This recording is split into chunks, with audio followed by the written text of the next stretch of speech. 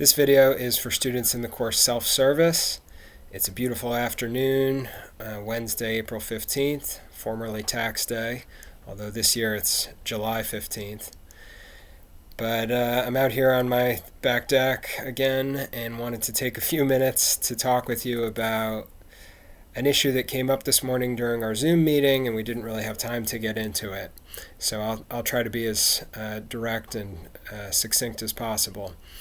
But this is a really important part of Primo Levi's survival in Auschwitz, and one that I think is worth contemplating in some depth.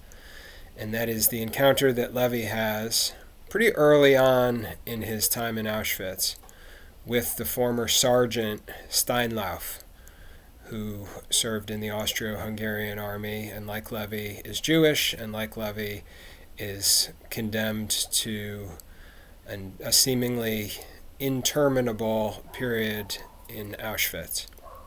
And as you may recall, what Steinlauf is doing in this encounter is he's stripped to the waist, and it's early in the morning, and he is vigorously scrubbing his face, neck, and torso with cold water that's not exactly clean, but it's all they have. No soap is available, and Levi wonders, why is he wasting his time scrubbing himself like this, not even getting that clean? After half an hour of work, no one will be able to tell the difference between him and between me. And Levi notes that he chooses at this point not to scrub himself.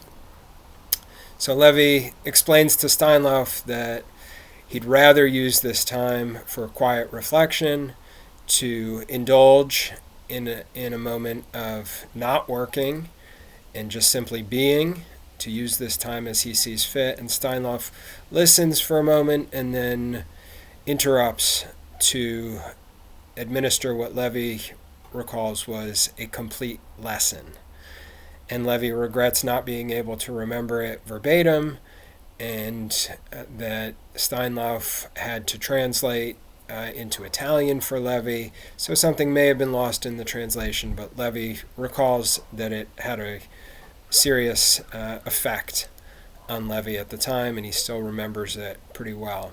Steinlauf's point was the Nazis are doing everything they possibly can to strip the Jews of their humanity, and that Levi and Steinlauf and all prisoners should do whatever they can to resist, that they can make the choice to wash themselves, to polish their shoes, to carry themselves with straight posture, to walk proudly, not because these are regulations, but because in doing these acts, they are resisting.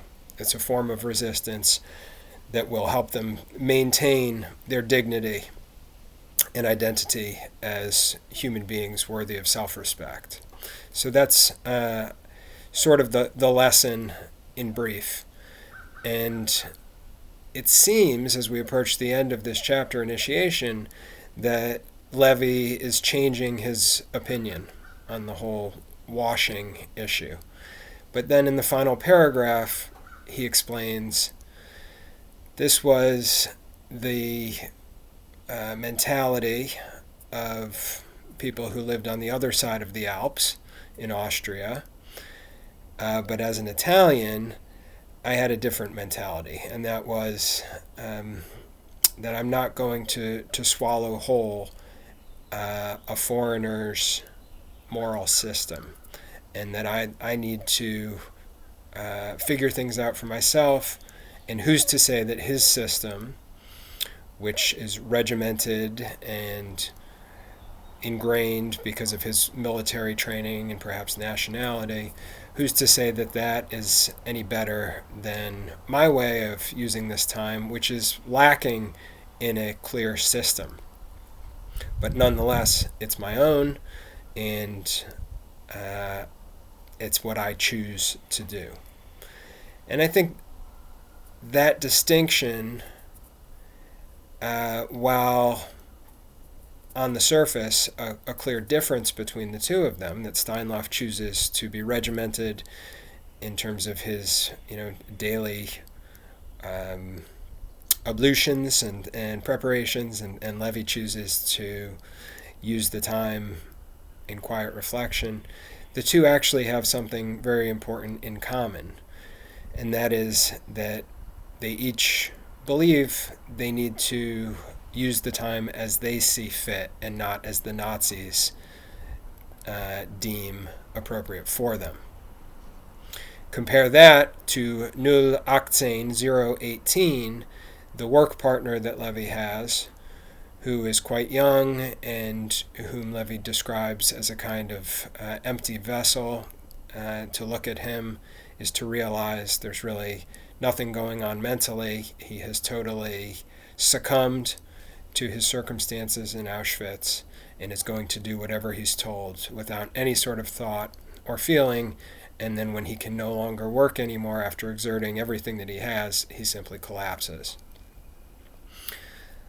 Levi is clearly stating in his memoir that he believes everyone has a responsibility to continue to make decisions for themselves and to evaluate for themselves what they need to do in the face of the deprivations, the horrors, the persecution that they're facing in Auschwitz. So something to think about there, and look forward to our continued discussions about survival in Auschwitz and to reading your commentary, your responses to the 3 study questions that you're working on now.